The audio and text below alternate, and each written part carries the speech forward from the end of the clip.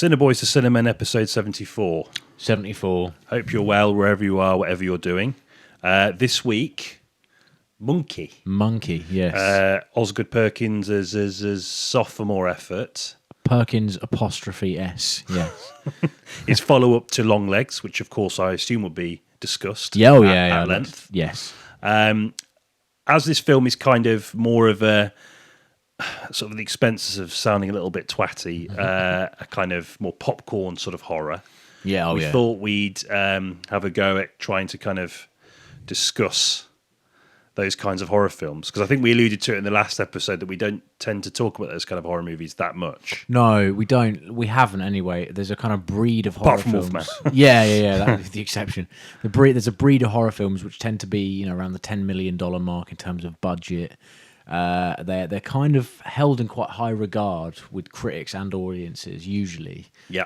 There are exceptions to that rule, of course, but it's kind of there's sort of a brand of horror films which are kind of like advertised as being quite highbrow, but are simultaneously incredibly popular, and they rely on the kind of word of mouth for the marketing. I'd say quite a bit. Yeah. And sometimes the directors can become quite prestigious as well. Looking forward to talking about that. So we're going to sort of focus more, I guess, on kind of like Blumhouse fare. Yes.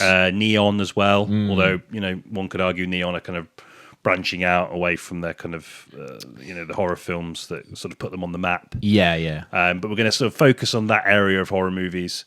I've been watching a lot of Blumhouse films over the last week. I've seen a few, yeah. Yeah, so I'm quite looking forward to talking about them, because it's a phenomenon that I'd kind of just missed. And I don't know, I imagine maybe, at least initially, perhaps more down to a pompous attitude on my part, perhaps. Okay. Fair enough. Kind of like chasing, because early 24, it was kind of like fresh and new. And now I watch a lot of like A24 trailers and feel like they've got their in-house style now, just like Blumhouse always have. Yeah, no, I agreed. Yeah. But back then, I don't know what it was, but for some reason, I managed to miss out on quite a lot of them. So it's been quite nice to revisit those. Yeah. Also, we were going to have a little chat about the Oscar results. Yeah. Oscars results, I should say. Got a few sort of opinions about those that I'd like to sort of throw your way. Yeah. Obviously, it's a bit late. It was last Sunday, but why not? Yeah, I feel like that news will travel for a while. It still has an impact on the popularity of those films, I think. Oh yeah, definitely. Yeah, absolutely. Nice. All of which, of course, will be time-stamped now. We're time-stamping. We've started to timestamp. Yeah, we bought 2 microphones now, where our investment is locked in. So we felt that what better way to celebrate it than time-stamping? Yeah. If you feel like you just want to skip the foreplay and get to Monkey, yeah. You are, which of course you are more than inclined to do so. Yeah, go for it. Definitely. Yeah. But please stay. Yeah. Stay for the entire discussion. Anyway. Yeah. Even though we provided a new service which enables you to very quickly and easily skip over stuff, we still don't want you to. Yeah, it's a shit. Move on. Yeah. Questing the cinematic void. So in the brief intermission between recording the intro and this, I was just thinking about what I said, where I kind of like sort of disregarded Blumhouse initially. Yeah, okay. And I think it was because when they first started, they focused on the kind of films that I guess at that point in my life I just thought were quite naff. Right, yeah. So like Paranormal Activity and like all the sequels and those kind of films, like kind of found footage horror craze, which Quarantine. Yeah, which kind of like for me burnt out pretty quickly. Yeah, it's funny. I really engaged with Paranormal Activity. Like I was really hyped for it, but as soon as the sequel started coming out, and it was like there was an onslaught of these. It's like the sort of zombie horror onslaught. It was had a similar thing. So yeah, no, I see where you're coming from. It quickly became quite tiresome. But it's so effective because it's so cheap. Yeah, oh yeah. Like the first one was made for like $15,000, and it grossed 200 million worldwide. That's right. Yeah. So it's like, that sort of sets the tone for kind of the Blumhouse approach more broadly, even now that they can kind of take these ideas that, are so economical in the way that you can shoot them and put them together. Yeah. And have, simultaneously have a mass appeal. I mean, I think they took advantage of the sort of onslaught of digital cinematography as well, because all of a sudden very, very nice looking cameras were affordable. And you didn't have to buy 35mm film stock, especially if it's playing in your favor anyway with Paranormal Activity. Yeah. You're going to need cameras that are a bit shit because it will add to the aesthetic, and will make it appear intentional. I think they definitely kind of boarded a train there, haven't they? Yeah. Yeah. But it was their kind of way in, I guess, as a studio. And despite my sort of initial kind of, not to say grievances, but the way I perhaps just thought, nah, not for me, but they've used that to their benefit, and have kind of announced themselves as a sort of mainstay in Hollywood. Like, on the release calendar every year, there's always a fair heft of Blumhouse films. Oh yeah, definitely. Yeah. And they're not always horror movies either. I mean, just going through the list, you've got films also like Black Klansman and Get Out as well, Yeah. obviously, which is their only Oscar winner. But obviously, that is obviously more of a horror film. But I think, but the you know social what I mean? commentary in that, it did envelope that it's film. far more prominent than it is in some of their other movies. Yeah, I think, yeah. they do as a studio, and I think that part of their in-house style is to kind of like lace their films with some kind of social commentary. But it does tend to often be at odds with the kind of aesthetic of the film. Like their lesser efforts, it's like the link between the kind of social commentary and the scares is always very tenuous. Yeah. Mate. Yeah, I've got an example. I don't think you've watched this one, but No. I have a real sort of quite a recent example of that, like going massively wrong, and it just really, really hampering the film's quality. Yeah. In a bad way. No, it's interesting because like they do seem to be able to skirt this kind of like bizarre territory between making like B-movie sort of style horrors that don't always come off that well. No. Or kind of like having films that feel really quite kind of like thematically astute whilst being quite scary. So like, and almost while still retaining elements of that kind of B-movie aesthetic. I don't know quite, that's kind of how I would describe them. Yeah. As a studio and their output in terms of like, they're not afraid to pump a lot of stuff out, even if some of it ends up being quite shit and formulaic, for example, but they can still play with convention and theme, which is very familiar. As the kind of Paranormal Activity thing shows, right in the sort of the kind of like first beginnings in 2007. Yeah. I want to say 07. Yeah. So like so they do have this kind of. It is just bizarre to me that as a studio you can have this kind of in-house style that even in your kind of like that links your good and bad films together. Do you know what I mean? Yeah. Totally. And it not be that off-putting. Yeah. I have a kind of weird way of gauging the success of these types of horror films. Is like basically when I come out of the cinema, I'll ask myself, do I want a Burger King or not? And if the film isn't very good and it's sort of like cheap naff shit, then I probably do want a Burger King. Okay. or like some kind of fast food, just something greasy, because I feel like I haven't been satiated enough by the film itself, and I'll need some like other sort of sloppy, greasy nonsense to sort of finish it off, and also it kind of becomes Finish part you of off. Yeah. No.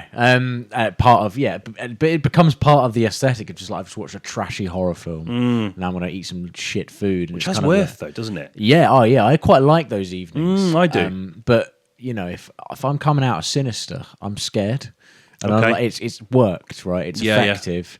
It's got under my skin. I'm not hungry. Like I'm going straight. I'm going straight home. Yeah, I'm gonna like be reflecting on the film. So there's. I mean, that sounds really pompous, but it does. It sounds stupid, but it sort of is what I feel after films. Like how hungry am I for like fast Right, food? that's your sort of. That's how you gauge their impact. Yeah, with these kinds of films. Could you associate that kind of thing with horror movies most? Right, I mean, like horror films and action films. There is like, a very sort of clear dividing line between good and shit. Yes. But then it's with those genres in particular, shit can be really good too. Yeah. Like I often classify. I mean, I've been watching quite a lot of Blumhouse films, including Black Phone, which I finished last night.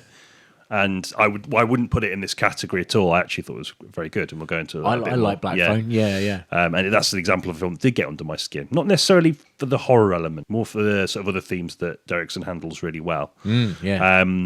He's good at that, actually. He is. Yeah. But what I love so much about these kind of formulaic horror movie experiences is that they're kind of like reminiscent of kind of like a fairground, like haunted house kind of ride. Yeah. Like you kind of, the kind of outward facade of these kind of rides is that it just looks so blatantly crap. Yeah. But there is something about going on that ride and suspending your disbelief and sometimes actually being genuinely scared in a way that you don't expect. Yeah.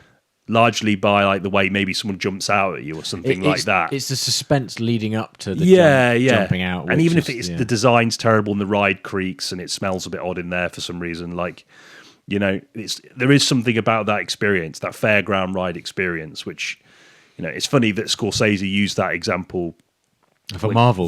Yeah. But I don't mean it in these kind of like big roller coasters. I mean that there's old school fairs that you barely see any of anymore. Yeah. And it's like a real sort of specific experience. You get them all on piers. The one in Brighton, which I got stuck on a ghost train once. Actually. Oh, really? Yeah. And it went from being like, you know, anticipation, and then like slight confusion, and then just like realization that not only is this meant to be like a horror experience, I'm now trapped in it for real. And it's like a member of staff had to come out and get us out. But no, yeah, it's funny. They're very unique kind of brand. Like, I guess, the experience is just really unique, and you know, you can get good ones and bad ones. You can get ones that surprise you. And it's, you know, it's easy to be dismissive of them, but even at their worst, there is something kind of enjoyable about the experience of taking part in them. Yeah, in part because of the way they're designed, and I don't know. I always just kind of feel like those kinds of films as that kind of experience, and I think, you know, obviously if done right, you know, there are films that in the horror genre that aspire to that, to ape that feeling and that tone. Which, you know, I think Blumhouse do quite a lot, and they do that deliberately. But there are just some films that they're really sincere in what they're trying to do, and it just completely misfires. But even in that sense, there's something rewarding about watching that sometimes. Yeah, and I think it's a very uniquely Blumhouse thing to be able to do all of those things amongst their output.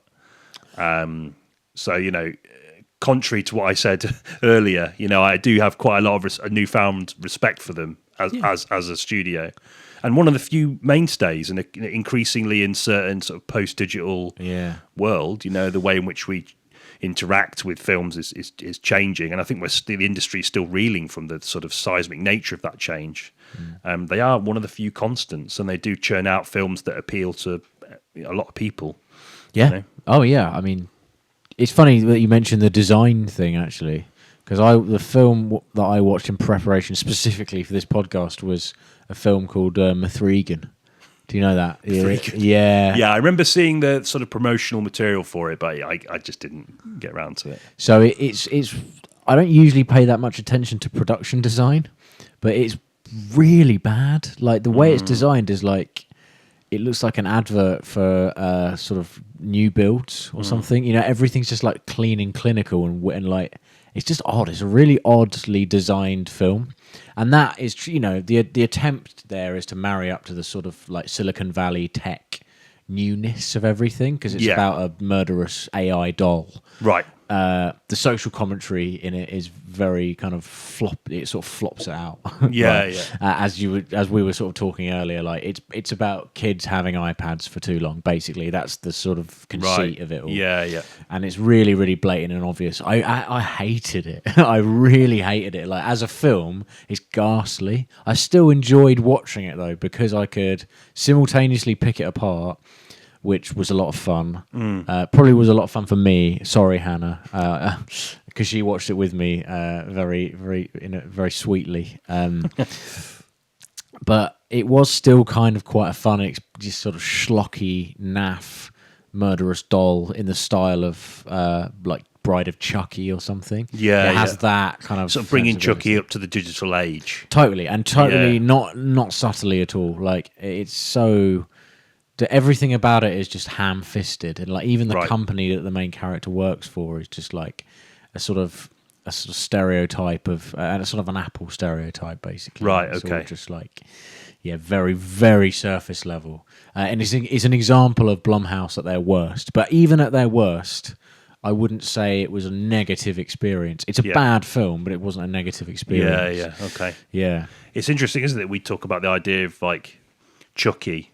You know, like I feel that whilst Blumhouse have kind of like, you know, played a big role in the resurrection of like major horror staples like the Halloween franchise, for example, you know, they also seem to be able to be quite good at taking kind of ideas of other properties and then making their own version of it. Yeah. Oh, yeah. So like Megan, I mean, obviously, you know, your mileage may vary with this, Ben, because you're not a big fan of the film necessarily, but you know, that's their Chucky. Yeah. So oh, they're trying to find these kind of like, you know, these they're trying to sort of, I guess, ride on the coattails in a way of the kind of these celebrated horror characters. Yeah, definitely. And yeah. and you know, create their own mythologies within them. You know, like you know, the kind of mask thing is, you know, obviously it's a huge part of horror films, isn't it? Masks, but Blumhouse do that a lot. Like you know, like Happy Death Day and Happy Death yeah, Day like the to You, Purge that films. You know, masks mate, masks yeah, are like a huge part of it, and that feels like a sort of, you know, a kind of pretty overt nod to things like, you know, like Halloween or the Texas Wicker Chainsaw Man Massacre and or the stuff Wicker like that. Man, and Yeah. you know, yeah. No, I watched the. Speaking of the Purge films, I watched the first three.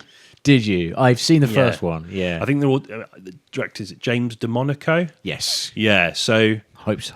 yeah, I think fuck it. Yeah, I've always been intrigued by the idea of these films because a lot of people had told me that the sort of social commentary element of the film was quite effective, Okay. and it kind of like the film is kind of, I think the conceit of the film is based on an interaction that the director had with his wife. Okay. And I think they had like an accident in a car accident or something. I can't remember what it was, but she basically said, obviously in a moment of anger or frustration, you know, wouldn't it be great to have one day a year where you could just enact these personal vendettas and all these things? I bet she's like, oh, please don't make that film. Like, please. I just said it. And he's like, just a bit I've got miffed. three screenplays, love. It's been green lit. And she's like, oh, Take her out in the God. car again, see what else she gets pissed off about. Sorry, go on. No, it's fine. But, you know, it's like, you know, so that's kind of, I went in with that idea. I had kind of like concerns that the films, ideologically speaking, married themselves a lot more readily or easily to a right-wing ideology. Yeah. Which is, you know, very much, and I think the first one is very much like that. I don't think it sets out to be. I don't think it's really the film's intention, but it does have such a. It really reminded me of canon films. Okay. I mean, the Purge films, by and large, do not. And I think as the films go on, they become increasingly more liberally minded. But Okay. you know, The first one is big time. Like, yeah, I was quite surprised just how. protect your family at all costs from these sort of outside invaders of, obviously they're murderers, but you know, they could be sort of supplemented for like communists or hippies or something. Yeah, exactly. I mean, I guess you could argue the fact that they're kind of these like, you know, Yale college student types Yes. might play into the sort of film's more kind of socially aware credentials if that's the reading people choose to take from it. But I think you're right. There is something, it feels like a kind of like canon films right-wing fantasy. Yeah. Yeah, as you say, particularly in the context of the way in which they kind of the film focuses on this idea of familial protection and that over everything else, like even your common humanity, and which the film kind of tries to wrestle with. I think the biggest problem I had with it was that it kind of attempted to explain away the kind of like heavier thematic stuff in like just TV interviews that were playing in the background as the characters were doing something else. Lazy. There's a lot of lazy narrative devices. Yeah, going on, and then like Ethan Hawke's sort of like sudden moral resurrection was like quite laughable, and, and it's hard to make like something Ethan Hawke does in terms of acting laughable because he is obviously a great actor. But yeah, I just thought it was really strange. And as the films go on, they become obviously more ambitious in scope, more expansive, and more like a canon film in the sense that they're kind of like there's more bombast and like sort of citywide like violence and gunfighting, gas masks and stuff. Yeah, and it really kind of embraces that kind of aesthetic. I actually thought the second one was pretty good. Frank Grillo turns up. I was going to say, so he's this a mainstay in that sounds like, franchise. and just in films generally about American suburban areas getting locked down due to like a sort of serious, because we talk about werewolves as well. Yeah, he fits right into that, doesn't he? He seems to be really at home at that. And what we were saying earlier about sort of Blumhouse's like ability to kind of channel that B movie aesthetic. I mean, I just feel that these films are perhaps the best example of that. That they really channel that kind of like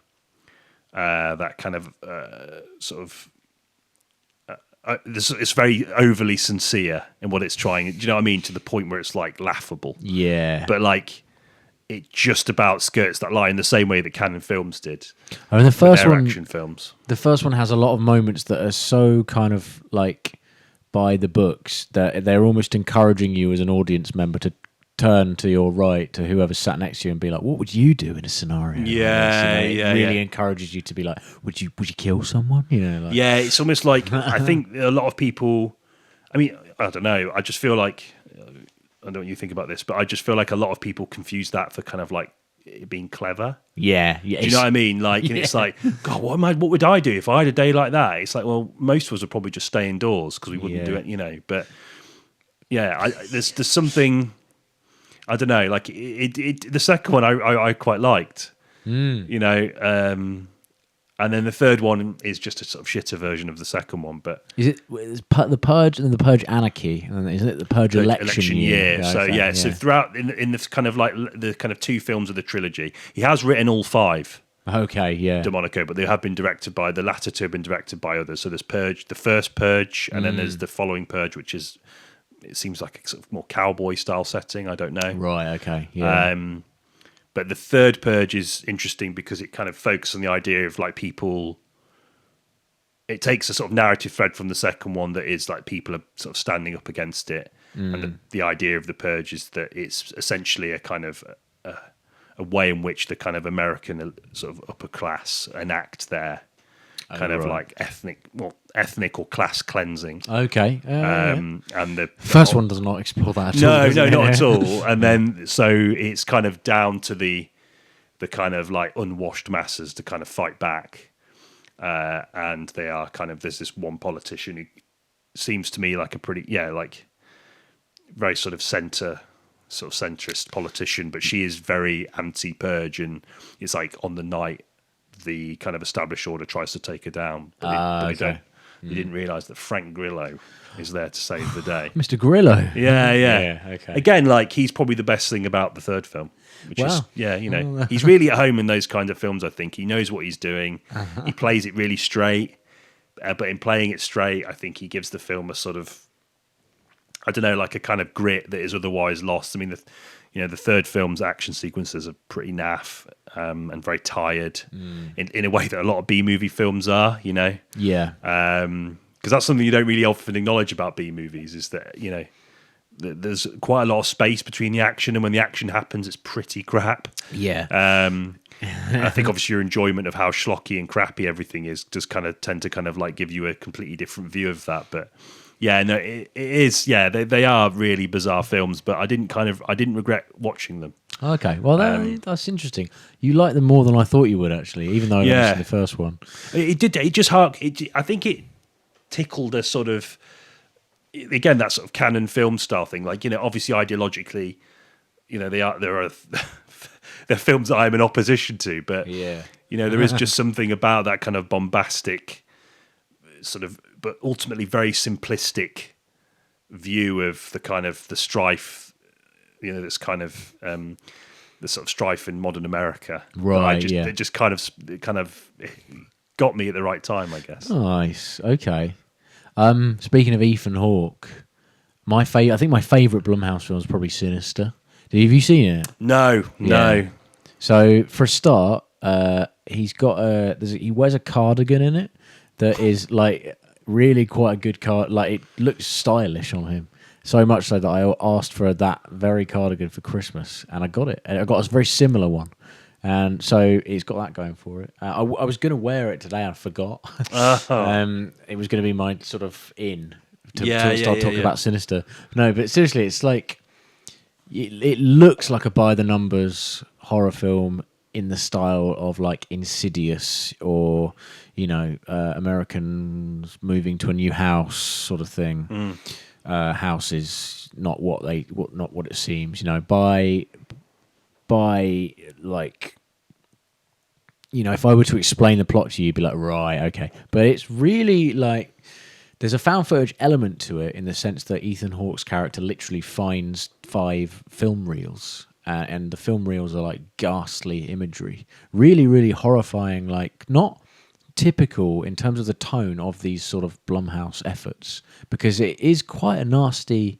They're like snuff films, basically, that he finds. And it's people like hanging from trees or putting like electrics in the swimming pool, and it's not nice stuff, and it's not played for any kind of silliness. You feel like you're watching something pretty horrible. And there's also some Boards of Canada songs in it, which kind of give you an idea of the tone of the film. Right. From I think Geodaddy, which is probably their darkest album. I'd say anyway. Geodaddy. Geodaddy. I'll give you. I don't know, Geo or Geo something. And it just has a vibe. It has a really, really interesting, like quite gritty, nasty, unpleasant vibe, which I enjoy in a horror film. I think it really helps. If you want a feeling to linger, then this is the Blumhouse effort to watch, I'd say. I think it's really underrated, actually. Only cost $1 million as well. It's interesting, isn't it? Because the kind of aesthetic of like this kind of era of horror films that you say comes from that kind of the digital boom. But there's a kind of a way in which that's applied, which is part of the reason perhaps why so many people are drawn to those films, but then its detractors might say it's so familiar because they're very greeny, and they're very greeny and browny, and this is very guilty of that. The settings are obviously with the exception of some of the the Purge films, for example, but they're more horror films that kind of focused on kind of like domestic spaces, typically like out in the sticks, or sort of crumbling archaic buildings, or all those kind of things. And it's interesting that the push from A24, which I think at the time with films like Hereditary and Midsummer, thank you, they kind of eschewed that stylistic approach in favor of kind of like more broad, bright cinematography, and and I think that almost seems like a direct challenge to those kinds of movies on the basis that the more popcorn-y friendly kind of horror movies do tend to have a very set aesthetic. And I think it's interesting that film, because I did look at some of the promotional material and I did think it really fit that mold, but it's interesting that it kind of does something different within that mold, and it shows that that there's certainly life in that. It's just terrifying, and the reason why, not only I think the design of the sort of monster is very good and it's very easy to hide in the shadows, which helps with that kind of people's fear of the unknown and what they don't see, and it builds suspense. But also the aesthetic, like you say, this sort of old, it harks back to sort of old movies, and I think there is something inherently. If you ever listen to a recording from a sort of radio broadcast from the early 19th century, the early 20th century, you'll have that feeling of uneasiness, I think, because of how old it is, and it's an artifact from so long ago that there's something quite unusual and uncomfortable about it. And this film kind of embodies that feeling quite well, I think, certainly with the found footage elements of it, which are only a handful of minutes, but you watch every film with Ethan Hawke and you watch him kind of squirm, and it's like Super 8mm kind of like projection, grainy, scratchy style. I love it. I think it's really, really good, and I think it's definitely my favourite of all of their efforts, for sure. Yeah, good stuff. Like it. Like good cardigans as well. Yeah, I mean that's always a strength, isn't it? It brings it to a 10 out of 10 for me. No. Not quite a 10 out of 10, but the cardigan really does suit him. Yeah. The ward. Yeah, well, they got it right. You know? Next week I'll wear it, and you'll Yeah. see what I mean. Watch Sinister, and then watch City Boys to Cinnamon episode 75. And I'll be basically like just like Ethan Hawke. Yeah. At the moment, I wore the same jumper as last week, so this. It's gonna sound like you're just living out of a Yeah, car. yeah. Living in my car on your road. Yeah, we only hang out once a week.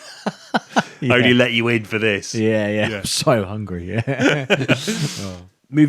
Just quickly then before we move on, I think the best Blumhouse film that I've seen would probably be the Black Phone. Oh, okay. Yeah. Same director as Sinister.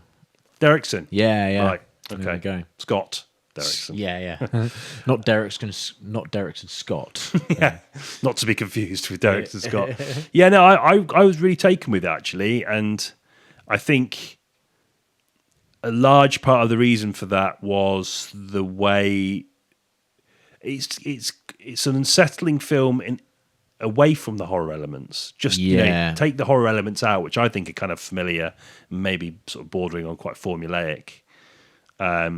But the stuff like this sort of child-on-child violence is really quite unsettling. At the beginning, nasty. Yeah. Like it just seems like it really captures the kind of helplessness of youth and how it's this sort of very sort of kind of like self-contained sort of environment, and like it's almost like adults can't sort of penetrate it, and it's and you're on your own particularly if you're not sort of tough or cool or and I also thought the kind of treatment of domestic violence was quite harrowing. Like I felt for like a sort of more, again, I keep using this term, but like a more crowd pleasing horror movie. It felt more like a kind of Ari Aster kind of movie in that sense that it was kind of, I guess Ari Aster perhaps maybe wouldn't be quite so upfront with it, but those moments were genuinely really, really sort of harrowing in a way that I didn't really expect for a Blumhouse film. Like I expect a Blumhouse film to kind of have these kind of like, to be, at its best, very good at generating a kind of tension that only they can do. I think mostly perhaps because out of budgetary constraints and stuff like that, they have to be quite creative with the way that they generate the scares in the film and the way that they kind of like sort of sprinkle the violence in their movies, because obviously the more ambitious the violence, the more expensive the film is, I guess, if you want to do it properly.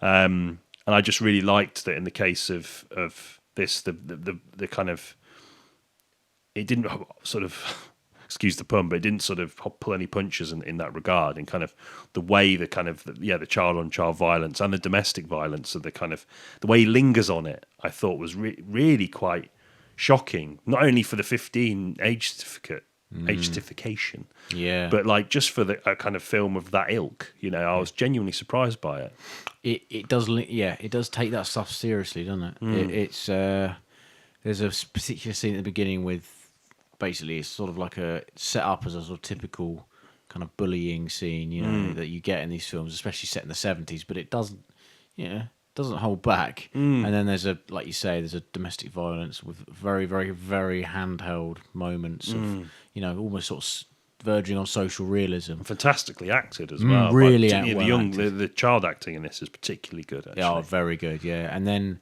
it becomes sort of like Stranger Danger, the film, but it's like someone is telling you, someone who is maybe like 11 has been kidnapped or something. It's like that. That feeling it gives you is like, it's horrible. And Derrickson's really good at that. He really immerses you in the world of a child, doesn't he? Like I said, that kind of, it's like from adults can't break into it, and as soon as you grow out of it, you almost kind of you almost forget that. You forget the intensity and the feelings and the way that information travels and the way that it impacts the way you are perceived or the way you think about your environment in a really kind of visceral way. And I think you're absolutely right that Derrickson captures that sort of intensity of youth in the way that they perceive one another and the way they navigate and the way in which that they're so cruel and heartless. Because children can be. They're kind of adult. They're developing human beings, and they're not.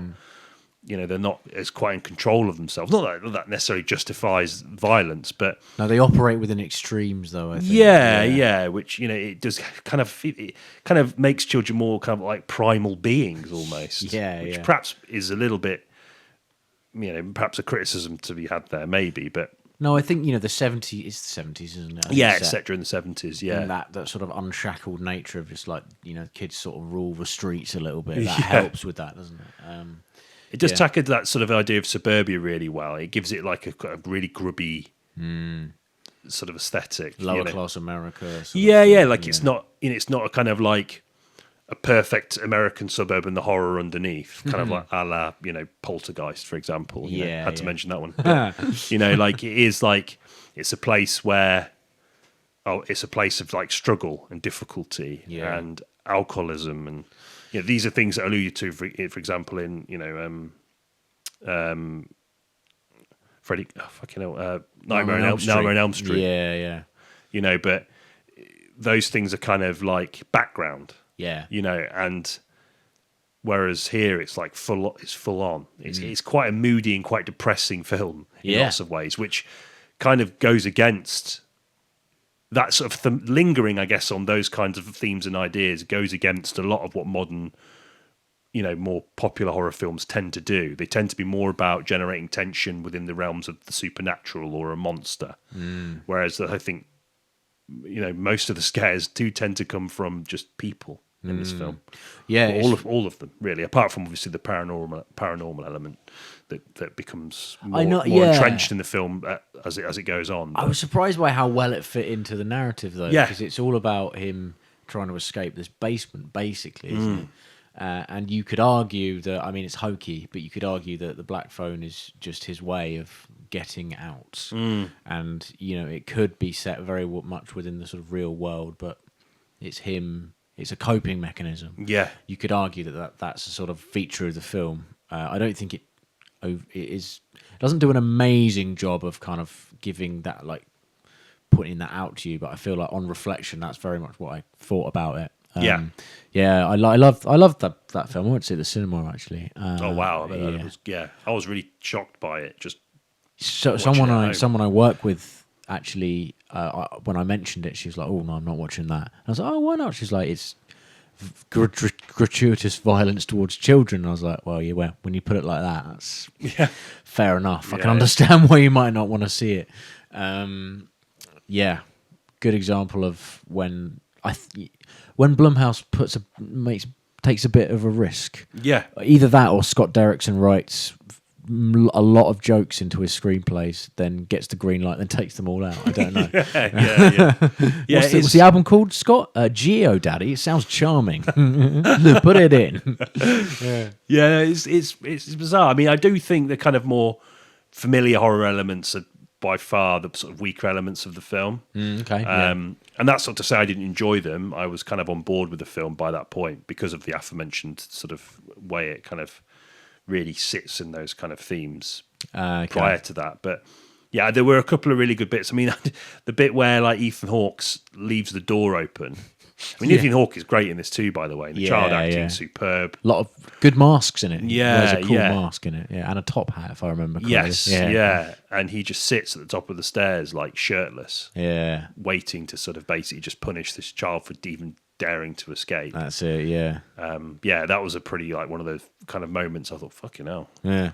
It really pushed that 15 age thing, I think. Yeah, I don't know whether the BBFC watched it properly. Yeah, I think there's a lot of implied stuff in it, and that's true. That's probably how they got away with it. Yeah, implication isn't content, so you can get away with that sort of stuff. That's why The Simpsons gets away with like the mature jokes. I think it's the same thing. But yeah, not one to be taken lightly. The Black Phone. No, I was genuinely surprised because of my sort of, what we've talked about. My predispositions around Blumhouse films. I didn't set out to be as impacted as I was. Yeah. Okay. Nice. So I would wholeheartedly recommend it. Yeah, me too. Yeah. Ideal. I guess the other sort of major company that worked within those parameters are arguably not quite as sort of famous for their output is Neon. and they have obviously sort of started to kind of like transcend horror movies. Obviously, they were involved with Anora, Yeah. so obviously that's worked out pretty well for them. Yeah. They kind of moving more into sort of independent film fodder. Although you could argue that Blumhouse's work is all independent film because of the budgets, really. Yeah, But I in think terms of like narrative, the sensibilities Yeah, are and pretty sensibilities, safe by and yeah. large. Yeah, apart from Derrickson's stuff, yeah. Longlegs, of course, was on Neon. It was, yeah. A film that was, I mean, the marketing was quite genius, I thought. Irritating though. Okay, yeah. Yeah, I think it's. I don't know. Like I just think you are inviting. Obviously, it worked because the film seemed to do really well critically, and it obviously did well commercially too. But the whole thing about being like the scariest film ever, Oh, okay. and like doing things like I think I said this before in a previous episode, but apparently attaching a heart rate monitor to Micah Monroe in the first scene she shared with Nicolas Cage and using that in the marketing material, Oh, okay. So that's a different side to the marketing. I just remember getting given a business card with like a cryptic message on it, and it led me to the film. Oh, really? So that sort of, to me, signifies quite a kind of understated and clever way of marketing the film, which is in direct opposition to what you just described, which sounds like Paranormal Activity 6 or whatever. Yeah, I mean, Like- I mean, what the fuck do I know? But I mean, it's obviously an incredibly powerful way to market your movie. But I just think you're inviting people to shit on your film before they've even sat down because you're basically saying to them, "This is the scariest thing you're ever going to see." Yeah. And that doesn't always work out that way. No, particularly with horror films where it's very, very difficult, given that it's such an oversaturated genre, to make something that genuinely lingers with you in a way that makes it terrifying, Yeah, and also the scariest film ever seen is it's all about context. So like, it's all about people's lives and where they are in their life. Yeah. So you can't predict that. No. Some people might think The Shining is the scariest film they've ever seen. It actually might be because in 1980 they were at a stage in their life where they were susceptible to that kind of horror. Yeah. You know what I mean? And I think that film is terrifying, but not everyone does. So you're right. That is an annoying quote. It's like. I might be wrong in saying that verbatim, but that's the kind of kind of atmosphere they're trying to cultivate around that film, and I think it didn't work for me, and it made me enjoy the film less. Okay, yeah. See, I remember the business card, and that is cooler. Yeah, it had the symbols on it, and it led me to the film, which is like a kind of Blair Witchy type tactic, right? Yeah. Which was an incredibly successful marketing campaign. And I like the film more, actually. And that might be all down to the way it was marketed to me. I don't know. I think it was more conventional than I was expecting.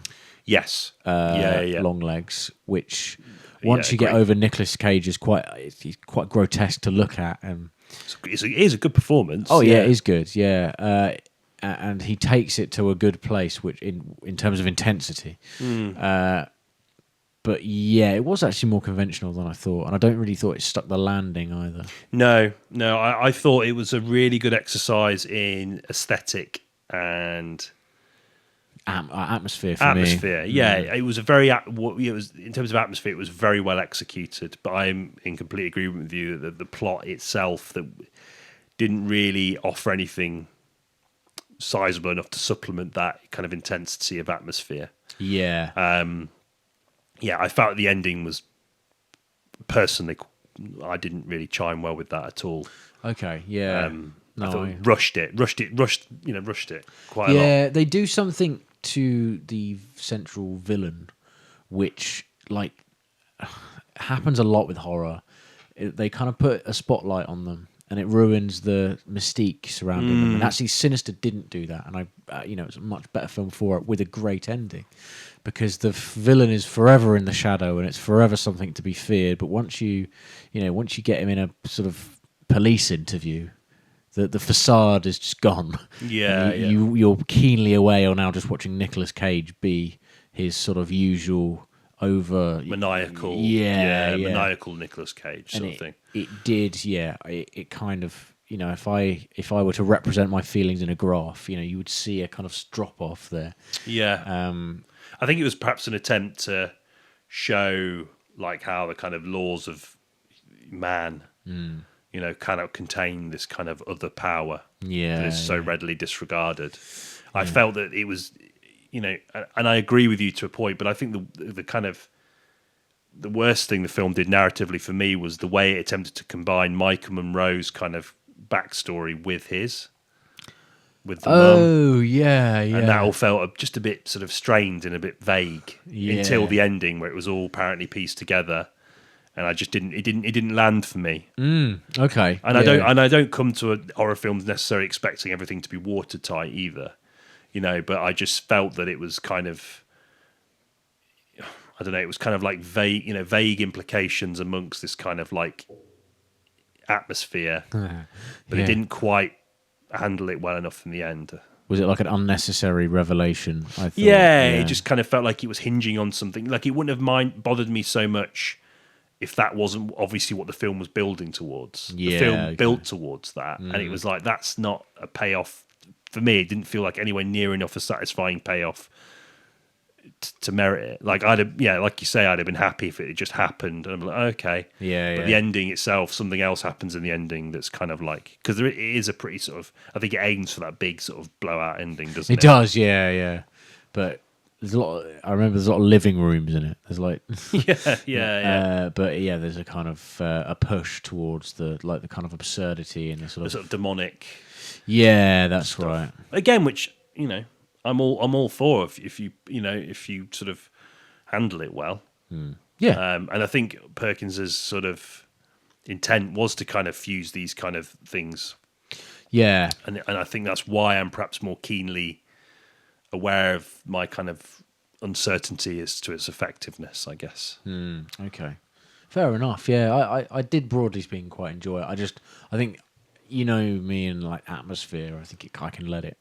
Yeah. And I can completely respect that. There are some moments where I was like, bloody hell, this is like, The plot becomes sort of incidental at that point for me. Yeah. It's just like you kind of in a haze of horror atmosphere, and I quite like being in that place, and I can be more forgiving for sort of narrative faux pas. For that reason. Yeah. I've actually seen another one of his films, but I don't remember it very well. I Am the Pretty Little Thing That Lives in the House. I think there's Ruth Wilson's in it. It's one of those sort of Netflix horror films that they sort of churned out, and he was involved in that. He was the director of that. Okay. But I literally don't remember anything about it. But it did make me think, he's not a kind of esteemed director. He can make mistakes, and he can be quite conventional and forgettable as a director with his sort of sensibilities. He's good at hiding very conventional things in aesthetic. Okay, right. I felt with Longlegs. I'm not saying that was enough for me to not enjoy the movie, because I did like it overall. Yeah. But I just thought, I think again, it's that marketing thing. The marketing thing issues a challenge, and I do my best to ignore that kind of thing. Yeah. But it becomes increasingly hard to when it's fucking everywhere and you can't avoid it. Yeah. And everyone's talking about it. Which it's nice to be kind of in amongst that buzz for a movie, but it was one of those movies for a while which everyone said, "Have you seen Longlegs yet?" Yeah, it was. So I guess I kind of was expecting something a little bit more from it, but but I felt that it was, and I do think there is this kind of growing thing where there is this kind of push to try and marry this kind of like Hereditary style horror movie with the Blumhouse kind of horror movie. Do you know what I mean? I think there seems to be that, and I think obviously there's equal space for both kinds of movies, and I'm by no means saying that A24 are perfect. I actually think they're going more into a way of having a very noticeable style, and I think a lot of people are slowly not. I think for a while they were seen as the kind of saviors of Hollywood, or saviors of like the mid-budget or independent sort of movie. Yeah. But I think a lot of people, from what I hear, there's kind of ripplings of discontent. Towards A24, because they've ended up coming kind of, I don't know, taking that identity and running with it, and not necessarily in a way that makes them look always great, in my mind anyway. Yeah, they're not screaming innovation anymore, are they? Like the way they were. I think they're actually screaming more like kind of convention now. Yeah. and you're seeing that with a lot of their output. I still like some of their stuff. Of course, yeah. I admire the fact that they seemingly let filmmakers who are perhaps otherwise trapped in a $20 million maximum bubble to kind of branch out and afford them more money to make what they want, which is always produces interesting results, I think. But yeah, you're right. They have a way of appealing towards kind of middle class students almost. Do you know what I mean? Well, it's a Little White Lies crowd kind of film, isn't it? Exactly. Yeah. And I don't mean that as a criticism. I just that's the kind of crowd, the kind of like more semi-aware sort of fledgling sort of cinephile. Yeah. Whereas I think Blumhouse, that's not their market. I think their market is like cinema fans, cinema goers, like horror fanatics. Yeah. You know? And you can be both. You can enjoy both, obviously. Yeah. But like these companies will be gearing their output towards a certain kind of and I think demographic. Yeah. That to me is a perhaps very haphazard, but I would feel fairly sort of solid way to kind of characterize the companies. Yeah. And by their intended audience. But I just feel like maybe there is a push to try and kind of combine those things and give a little bit more artistry to kind of more familiar scares. And I think that Longlegs is perhaps an example of that. Okay, yeah. Because it does kind of linger in kind of like prolonged periods of setting and allowing kind of like feelings to bubble.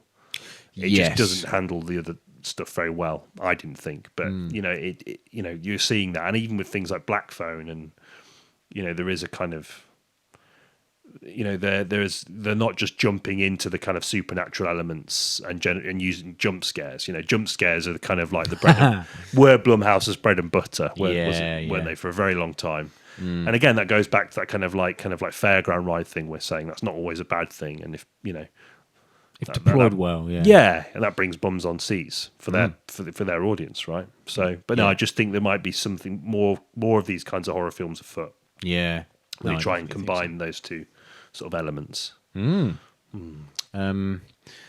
makes it all the more interesting that Monkey isn't that.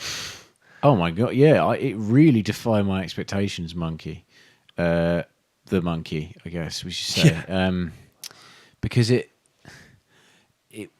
was marketed as a horror film to me anyway. Like the trailer made it look like a horror film from the director of Longlegs, and I was like, well, this guy, I've seen Longlegs, takes itself very seriously. I know what I'm in for. It's not a horror film at all. It really isn't. It's very, very wacky, and I think. I was told this beforehand, but even then I wasn't prepared for just how far it leant in that direction. And it threw me off there was a couple of jokes at the beginning which I thought, that's quite broad. And then I realised, it's set, okay, it might just be set in a universe in which everyone sort of acts this way. Yeah. I guess it is, because it is like, it does kind of hit the ground running with that sort of stuff and those kind of like off-kilter jokes. But also its thread is the kills. There's a sort of thread running through the Monkey, which is about the kills, which kind of makes it more like kind of Final Destination or something. Which arguably is one of the more obvious examples of like fairground ride-esque stuff. Yeah. So, I mean, like kind of like early to mid 2000s was full of that kind of stuff, wasn't it? Yes, yeah. Kind of. It was a sort of soft version of Saw, in the sense it's not torture porn, but it will show you sort of guts spilling out everywhere and like creative kills. The ridiculousness of it is central. Rue Goldberg machine style kills, where one thing influences another, and then like a marble rolls along something, and then that, then there's like an electricity spark, and that starts a fire, or that means a razor blade falls. That kind of stuff. Yeah. It really leans into that sort of thing. To sort of mixed results, I thought. Yeah, I'm sort of in agreement with you at the expense of sounding like a moody bastard. But I just thought that it attempts to balance like thematic earnestness with this kind of like irreverent attitude that I just didn't quite buy. I think if you are prepared to kind of indulge the wackiness of it and just take it on face value, I think you will have a really good time with it. Yeah, yeah. And there were moments where I was like, no, I can totally see why people are on board for this, because it's done well. People are clearly enjoying it. But A lot of laughter, but few laughs. yeah, and there were heard. some genuinely, it just felt. I think because the sort of thematic through line of the film is this kind of like irreverence in the face of death, isn't it? It's Yeah. The relationship that we have as a society, particularly Western society, with death. Yeah. The idea that we're kind of we buy into our own mythology so much that we're always surprised by death when it happens. Yes. Even though it's one of the few, I think it's literally one of paraphrasing one of the lines from the main character. But it is the only one of the few inevitable things that we will all have to experience at some point. Yeah. And yet we spend so much of our lives, so much of our time avoiding talking about it and thinking about it. Yeah. That's the theme of the film. Yeah, and there's a kind of a reverence in the face of that, in the way in which as you say, it handles those kind of ridiculous sort of kills and death sequences. And I'm not necessarily sure that it really marries those things together too well, because of that kind of tonal incongruence between the really overt silliness and the way the film desperately wants to make you laugh. Oh yeah, it does. But also kind of like, the absent father subplot as well is sort of runs in tandem with the kind of death stuff. And That was like Wolfman levels of absentee parent sort of themes and stuff. Yeah, a tried and tested horror staple, isn't it? yeah, of course. Yeah. Yeah, Osgood Perkins has had, both of his parents did die in unusual or unexpected ways. A lot of his dad was succumbed to like AIDS-related complications in a very public way, because he was Norman Bates in Psycho, so he had a very public persona. And then his mother died. She was on one of the planes, 9/11. Right, okay. So he has a very unusual... I remember you telling me that before, but Yeah. it's like, yeah. So that is why this film has that sensibility. Is it's his take on death, right, based on his experiences with it, not first hand, obviously, but second hand through his parents. And I think that is an interesting idea to explore.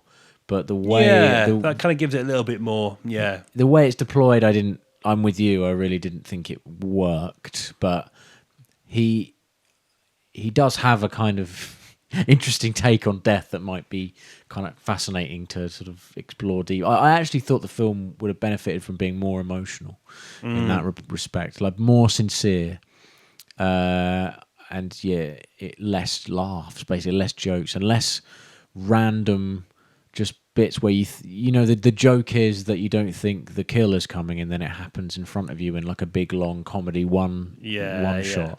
The last shot is literally like that. It's a bunch of cheerleaders who are inexplicably just in the movie. Didn't get that at all. Don't understand what they were doing there. I think maybe that's the point, but like it's the kind of off the wall element of the film, isn't it? Yeah. So they get beheaded by like another vehicle or something, and it's just like, are we going to end on that? Are we? Okay. Yeah, I don't know. I quite like the bit right before that with the spoilers, by the way. There's a bit, kind of a spoiler. It's more of just an interesting thing that they plonk in the film with one of the four horsemen of the apocalypse turns up, looks at them and kind of acknowledges them. I quite liked that because it sort of brought it back down to a sort of slightly darker, more mysterious level, which is what I liked Longlegs for.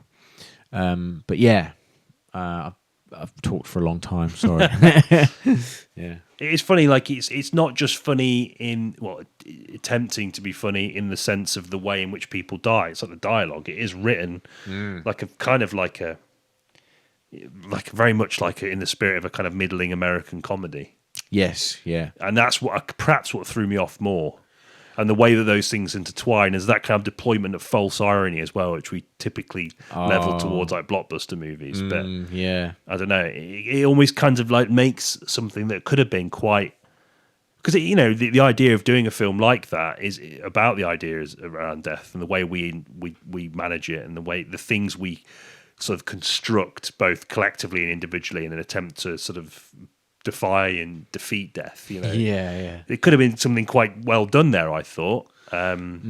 just feels like a bit of a missed opportunity in that regard, I think. Yeah, same. I think. But are we being too harsh on it? It is just a Yeah. film about a fucking monkey that plays, one of those mechanical toy monkeys that. It plays a drum in the story. It beats cymbals. Hmm. I think typically that's what they do. Yeah, these because toys. Stephen King novel, isn't it? Yeah, So yeah. it does have that kind of like Stephen King-y sort of feel to it. Yeah. Obviously, not just because that's the source material, but I think it is borrowing from that kind of like, King is famous for, kind of like trying to thread together these kind of ridiculous kind of outrageous sort of like, horror plots with kind of like thematic earnestness. And of course he can do it at his best. He obviously can, but I think maybe Perkins is kind of taking the kind of schlockier side of Stephen King and just really running with it. Yeah, he is. It does have that King sensibility sort of streaked throughout. Yeah. In that way, because a real nastiness to it, isn't there? Yeah, yeah. Set in Maine, of course, as well. As Yeah, all of his yeah, stuff yeah. is. Yeah. Yeah. I don't know. I want to talk a bit about very briefly, because I talk about this stuff all the time. But yeah, I didn't think the comp work was very good in it. Like quite often the blood was clearly added afterwards and not done very well. No, yeah, that's a big problem for me. It's like red mist, Yeah. V1 overlay or something. Just like plonk that in there.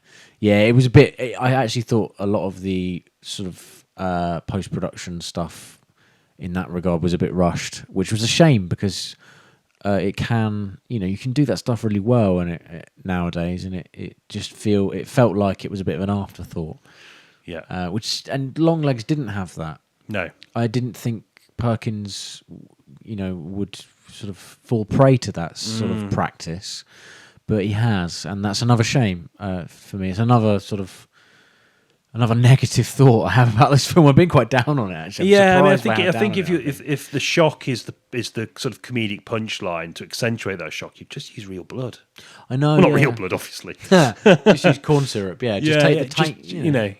Again, with the production design thing, and this film is much better designed than Mithrigan, but just kind of take that time to really plan out this sort of stuff in advance and do it on the day, and maybe ask for a couple of extra, maybe an extra million and an extra couple of days shooting to get it right. Yeah, I think there's kind of like a reliance on that wackiness to pull the film through. And I sort of alluded to that earlier when I said, well, are we just being too harsh on it? And I guess there's a sort of counter to that. It's like, well, just because you have an irreverent attitude, it's not like a get out of jail free card in a way. Yeah, no, but, it's not. I don't know. Like, we've spoken to a few people about it, and their opinion is very much that they just enjoyed it for what it was, and maybe it surprised them. Those kind of experiences, as we've discussed in the context of Blumhouse and a little bit about early Neon. That it's like there is something to be said for those experiences, and it's worth just enjoying them for what they are.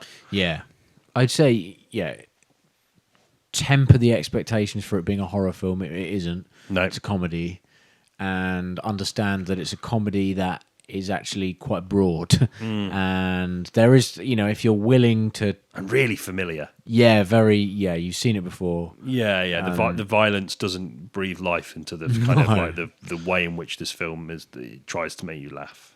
No, I think sort of the funnier bits were like the prolonged bouts of cynicism, like the twins' mum when she's talking about life and stuff. It kind of, yeah. I just feel that kind of if you're trying to instill that kind of like cynicism, because you are challenging the kind of, I guess you could say narratively, there is a kind of challenge to people. No one likes thinking about death, really. No. Very few people are comfortable thinking about it. Yeah. So, if you're going to challenge someone, but it just felt that the challenge was very safe. It relied on the kind of like the kind of, like we said, the kind of increasingly inventive CGI laden gore to kind of like punctuate that. Yeah. But I actually thought one of the best deaths for that was the death of the mum, which was pretty horrible. Oh yeah, it's like a brain aneurysm. Yeah. You saw. And heard as well. Yeah. Which is quite, And the way she kind of talks to her kids about death, that kind of irreverent tone worked better for me almost in the quieter moments of the film. Okay, yeah. Where it was kind of like what did feel like more of like an immediate challenge to the kind of like way in which, as I said before, we do try and kind of like defeat the idea of death by busying ourselves with ultimately pointless endeavors, and then I quite liked that kind of. I mean, it's not very motivational, it's not going to help the Sigma male grind set, but I just thought that it was, I liked those moments more than I liked the kind of silly violence in it. Yeah, people getting impaled by surfboards and stuff like that, and like the Rube Goldbergy type stuff was a bit like, I've seen this before. It's actually been done better, and is unbelievable. I know it's meant to be unbelievable, but it didn't stop it from being quite, compared to, like you say, the death of their mother, which is there's a humour about it. But there's also a bit where she turns around to her sons and just says, "Oh, I'm sorry, looks like this is me," kind of thing. Which is actually kind of simultaneously really sad and really funny, and that's the tone they were going for. I think. More, and I actually think more of that would have been quite refreshing. And I think that because that's kind of one of the less. Sorry, that is one of the more challenging moments in the film, and I think it could have had a bit more challenge about it, which would have made it funnier and more emotionally resonant overall. Yeah, definitely. Yeah. Agreed. Oh, I did thought what's the main chap in it called? Theo James. Hold on, he was pretty good. Yeah, Theo. He obviously James, bought into whatever it was that Osgood Perkins was trying to do. I think so. Yeah, his performance was made it very watchable and kind of pulled you through. Dual role as well. I much preferred him as the nice brother than the kind of evil twin brother. I thought that. Yeah, that was classic Stephen King sort of territory, wasn't it? Yeah. Chapter 2, sort of like, oh God, right. But I liked all the performances were, of course, quite good. It's interesting. It just felt like a bizarre direction for Perkins to go. Yep, same. Wasn't expecting it.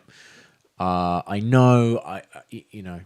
I would encourage any sort of filmmaker to branch out and look at other genres, but let the marketing team know, because they're going to be, otherwise they'll just market it based on your previous work, and that's what's happened here, and it threw me off, and it made it a lesser experience. Like, if I had known what I was in for, maybe I would have enjoyed it a bit more, but I didn't, because I literally thought it was going to be like another Longlegs type deal with a few more jokes based on what people have told me.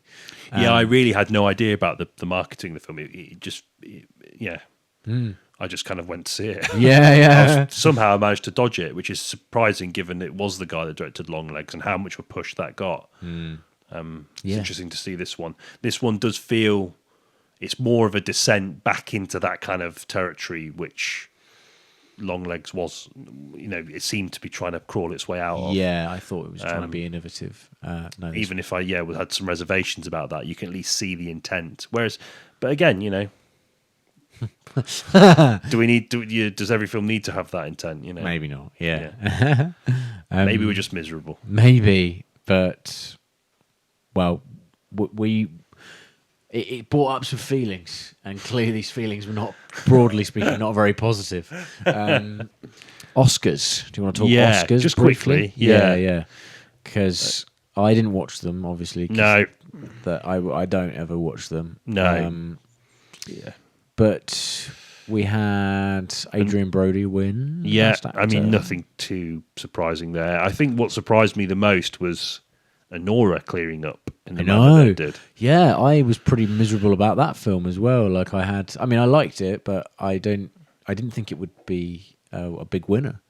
I just think it goes back to what we were talking about before, and this is why I kind of felt that it was good to have this little natter towards the end of the episode, because I think, we kind of often sort of criticize the Oscars as a kind of a performative event that doesn't always represent what the industry actually is going to do in regards to maybe giving or kind of like pushing kind of like studios to realign their priorities as far as what kind of films they make and release. And it's hard sometimes not to see it as performance. But one thing I kind of felt a glimmer of hope in with Anora winning so convincingly was that perhaps Hollywood will respond to this more in terms of how much they invest into independent cinema. Yes. And obviously filmmakers like Sean Baker. Yeah, I mean, Sean Baker's been pretty vocal throughout his kind of like the award run. I think he had that kind of prolonged speech in the was it the Independent Spirit Awards or the Directors Guild? Maybe I can't remember which one it was, but it was shared around quite a lot on social media. But he was kind of like basically issuing a rallying cry to the industry about the importance of independent cinema and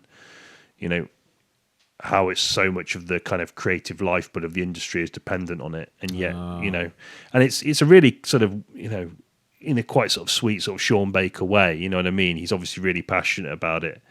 That is not, yeah. And he's someone that that's his area. That's all of his films have been in that area, and I can't ever see him stepping out of that because it's just what he knows. It's and I love him a great deal. I think he's one of America's great sort of contemporary independent filmmakers.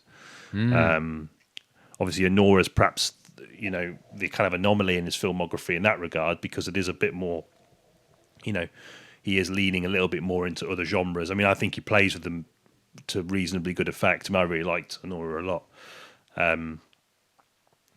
But it's his most mainstream film. Yeah, exactly. Yeah, I think because he leans into romance so much and caper, crime. Yeah.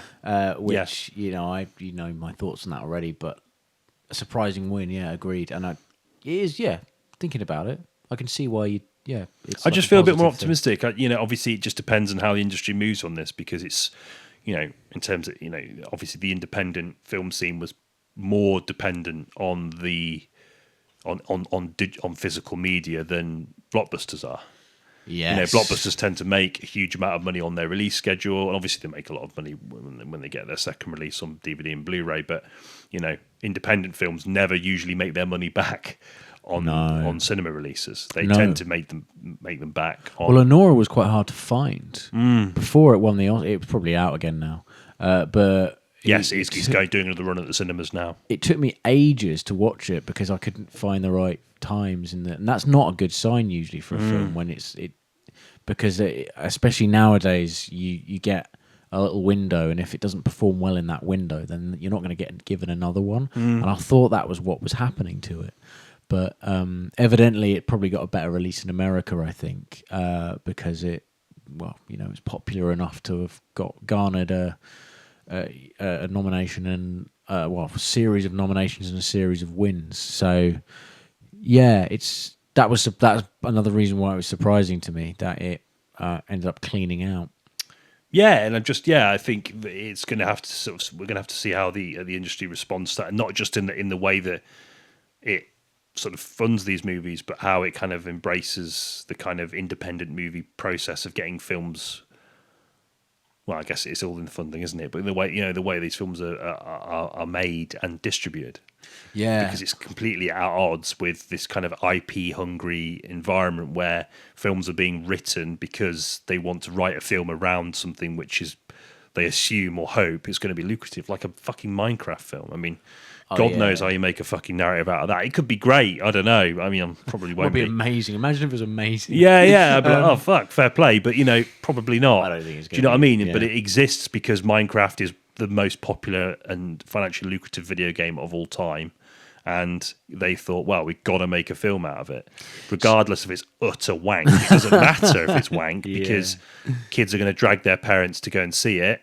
And they're going to do that, and even if the film is shit, they'll leave thinking it's shit, but they've already spent the money. Yep. So, this IP-hungry environment isn't necessarily about quality. It's about just tying something to a franchise. Yeah. And we've obviously talked about the kind of remakes and sequels and reboots and all this kind of stuff. Again, some good stuff can come from that, but I think Barker's point is that if you want kind of storytelling innovation and the kind of movies that are really going to stay with you, you have to go for independent cinema, and that particularly in this landscape now in the mainstream, where it's it's either kind of relatively cheap cash-ins, spandex-clad superheroes, or Minecraft. So if your tastes go elsewhere, then perhaps we should follow Sean Baker's ideas a little bit more. Oh, mate, I'm all for it. Yeah, exactly. Yeah, and not to say that the blockbuster cinema is dead. I mean, obviously there's still some good stuff coming, and we've talked about studios like Blumhouse. They kind of again, not necessarily a blockbuster studio in terms of their output, but in kind of the figures and the money they make and the amount of films they release. Yeah, so there are obviously there are glimmers of hope within the mainstream, but I think this resurrection of independent cinema is It's exciting, is it? Potentially very exciting for That's me, and quite good. I think the Oscars could indicate that, but we'll see what happens. I hope so. I mean, Captain America: Brave New World hasn't been getting great write-ups. No desire to see it. Gonna sound snobby, but I genuinely don't care. And yeah, I kind of am glad. I'm glad that these, this sort of the more mixed critical reception of a lot of these IP hungry films, like The Electric State is got shit reviews, and that's like a $320 million film. Like, I kind of am glad about that now, because Is that the Netflix one? yeah. Is that Chris Pratt? And Millie Bobby Brown, the Russo brothers' latest directorial effort. Right. And it just tanked. They've really not stuck a landing, have they? No, the Russo they brothers? haven't. No, Since they're kind of since Endgame, they've just Yeah. done a series of bad films. And like, it's just, I'm quite glad about it, because it does mean, hopefully, that that money will get distributed to 5 interesting people instead. And hopefully it'll be a really exciting couple of years for film. I know there are some things we'll probably never get back. Like, I don't think. I think physical media is always going to be more of a niche than it was before, which is a shame, because I love it, and I know you. Well, case in point.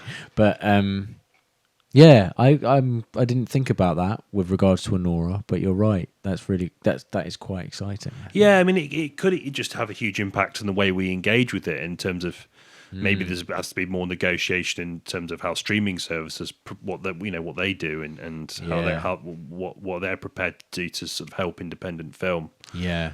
Because I think for a long time their strategy to gain favour with film fans was just give loads of money to filmmakers who are well established and yet can't get their films made amongst the big studios, like Scorsese, for example. Yeah. But I think that that sort of era, I don't know, it's not necessarily stopped, but I think they're going to have to do something to help, because that lack of revenue from physical media is essentially what killed the independent film scene. Not killed it, but just left it a kind of rudderless. Yeah, and it's in a far more precarious position than it's ever been.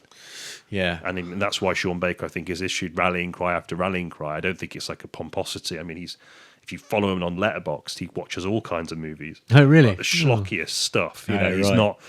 He gave The Electric State 5 stars. He's not a snob, but he's Yeah. obviously someone that cares very much about this certain area of the film industry, because that's the films he makes. So, Cool. and I think it would be, it's a reductive argument just to assume snobbishness on that basis. I think blockbuster film has dominated perhaps more so than it ever has done now, and Yeah. I think the kind of digitization of media and all that kind of stuff, it facilitates and makes it easier for that kind of domination. A la Electric State, which apparently is really shit, which Yeah. doesn't surprise me considering who's involved, Yeah. to be honest. I don't know why they gave him $320 million to do it. It's just like from the get-go, it's just a bad business decision. I could have told them that before they gave him any money, but I don't know. Someone is making some weird choices and has blind faith in things that are clearly not going to work. I mean, Pratt's not that bankable. No, not really. I mean, obviously he did, Guardians, but I mean, I can't think of anything else. Well, maybe Jurassic Park, but you're not really in Jurassic Park for him, are you? No, you don't go and see. I don't think he's like a Tom Cruise, No. where you go and see a film for him. And Millie Bobby Brown's been pretty explicit about the fact she's not really that bothered about films or Yeah, acting. So I think yeah. she's just happy to take a big paycheck, whatever. But Yeah. I don't know, it just immediately gives a film a kind of a feeling that it's just like, well, if you don't care, Yeah, no. why should we? What am I going to get out of your performance then if you're Yeah, not yeah. that bothered about it? I don't know. Maybe she just hates interviews. Or she clearly doesn't like interviews very much. She looks very uncomfortable in all of them. But yeah. But no, I just thought it was worth touching on it for that reason, just to kind of like zero in on perhaps one of the more potentially positive things. If we think about the film we're going to talk about next week, which we'll save for the outro, but Parasite winning, it did shift a considerable amount of focus to Korean cinema. did. The amount of people that would say to me like, "Oh yeah, have you heard that? Have you seen all these Korean films?" I was like, Well, yeah, they've been making films for ages. Yeah. The Host. know. You seen The Host? Yeah. But and I'm not, that might sound snobbish, but that's the brilliant thing that potentially can happen. I hope so. Is I really that do. that Oscars obviously still have a considerable pull in the viewing tastes of people from all persuasions, and that means that they tend to act to reflect that. So Yeah. we'll Nice. see what happens. Questing the cinematic void. Well, there we have it then. Episode 74. In the rearview mirror. Yeah, as always. I mean, I've seen quite a lot of Blumhouse films, so I really enjoy talking about those. And I was surprisingly negative on The Monkey, even though we kind of had mixed feelings coming out of the cinema. I don't think it sat very well with either of us. But No, I mean, again, I didn't. I think we both kind of agreed coming out of the cinema. Perhaps we didn't say this during the sort of the closing stages of our discussion, but I wouldn't be averse to watching it again. Yeah, I was also, as it turned out, sickening for some like horrible virus.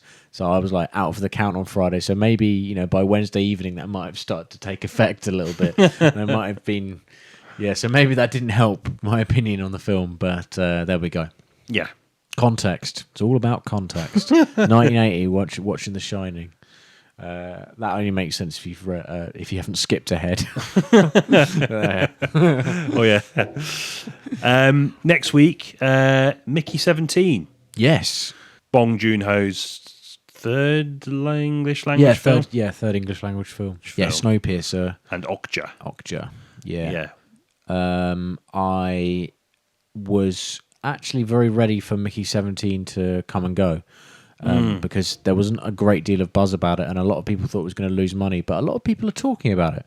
So I actually have a lot of hope for it kind of turning a profit at the very least. And I hope it does, because by all accounts, annoyingly, I've read too much about it already. It's more interesting than it looks.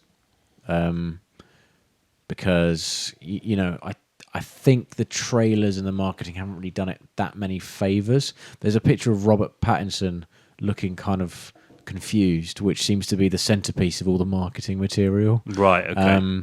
I don't like that picture of him at all. It looks weird. It looks airbrushed and photoshopped and like really off. Maybe that's the point. I don't know. We'll have to watch the film. So, yeah. What are your thoughts on 17 Mickeys?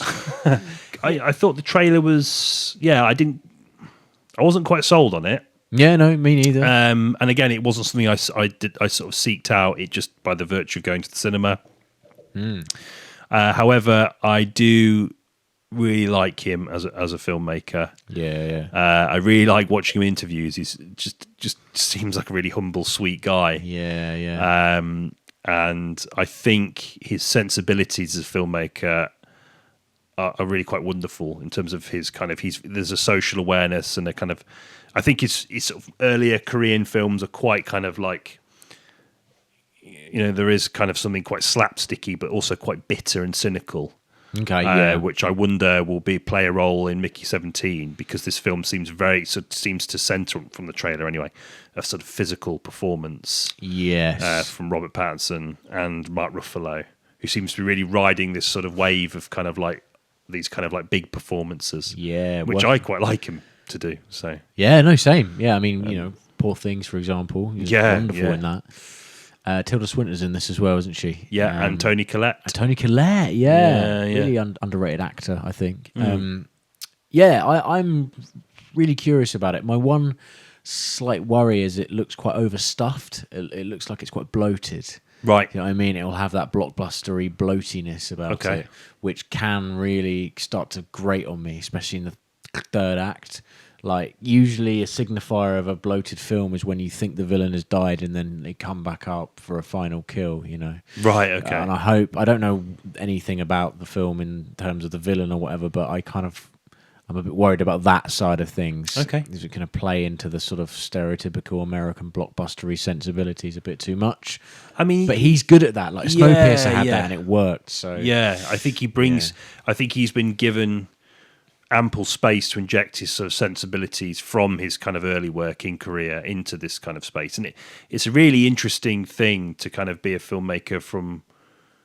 I think because he still has an interpreter with him, doesn't he? Oh, really? Yeah, okay. yeah. I mean, it was a lady who she kind of got her own kind of like little fanfare just by the result of being with him all the time during like the Parasite kind of stuff. Okay. And I think, I mean, I do think he understands English, but I think he does still answer in Korean. Okay. I don't quite know, but it must be quite an interesting exercise bringing your kind of, obviously the things that have informed who you are, you know, and then implementing them into a film that it's for a more Western audience. I don't know. Okay. Or indeed uses kind of like, you know, the kind of Western channels of production and distribution, you know. Yeah, maybe that's the topic for next week, to kind of explore those kind of like filmmakers who jump between kind of like, you know, vastly different cultures and Yeah, the kind of at their output.